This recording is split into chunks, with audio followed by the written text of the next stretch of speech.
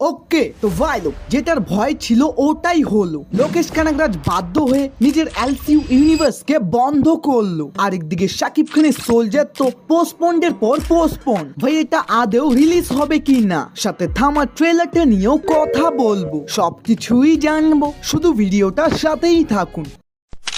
প্রথমেই কথা বলি এলসিইউ ইউনিভার্সকে নিয়ে। ভাই লোকেশের প্রিভিয়াস তৈরি কুলি যেমনই হোক না কেন, তারপরও আমরা সবাই তার এলসিইউ ইউনিভার্সের আপকামিং মুভিগুলোর জন্য অপেক্ষায় আছি। মূলত ভাই কুলির পর তিনি ডাইরেক্ট কাইথি টুর কাজে লেগে পড়ে। ইয়েস, এই কাইথি টুর কারণে সে তার ড্রিম প্রজেক্ট, যেখানে কামাল হাসান অ্যান্ড রজনীকান্ত থাকার কথা, ওখান থেকে সে নিজেকে সরিয়ে নেয়, যা অবভিয়াসলি এলসিইউ ফ্যান্সদের জন্য খুশির খবর।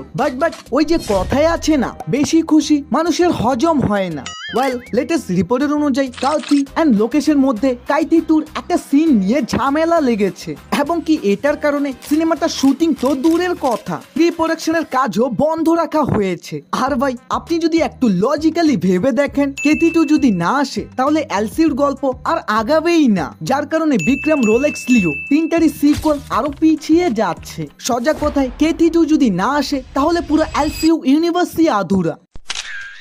এখন কথা বলি সোলজার মুভিটা নিয়ে। ভাই শুরুতে তো মনে হচ্ছিল এই সিনেমার শুটিং সেপ্টেম্বরে চালু হয়ে ডাইরেক্ট ডিসেম্বর মাসে রিলিজ হবে, বাট এখন যেভাবে এটা ডে বাই ডে পিছিয়ে যাচ্ছে, ভাই এটা আদেও রিলিজ হবে কিনা ওটা নিয়ে সন্দেহ। কারণ সোলজারের শুটিং হোক বা না হোক, নভেম্বর মাস থেকে প্রিন্স মুভির শুটিং চালু হবে। আর ভাই একবার যদি শাকিব খান প্রিন্স মুভির কাজে লেগে পড়ে তাহলে একটা লম্বা শিডিউল চলবে, তারপর আবার তুফান 2 অ্যান্ড তাণ্ডব 2, মানে মেগাস্টার আর ফ্রি নেই। কিন্তু এত অন্ধকারের মধ্যে হালকা একটু আলো নিয়ে এসেছে এই রিপোর্টটা, যেটার অনুযায়ী সোলজারের শুটিং অনেক আগে থেকেই চালু হয়েছে এবং মেগাস্টার 5ই অক্টোবরে এই সিনেমা সেটে জয়েন হবে। যা ভাই সত্যি নাকি শুধুই রিউমার, এটা নিয়ে আমিও কনফিউজ। তবে এটা কনফার্ম, মেকাররা হাজারো চেষ্টা করলেও ডিসেম্বর মাসে সোলজার রিলিজ হবে না।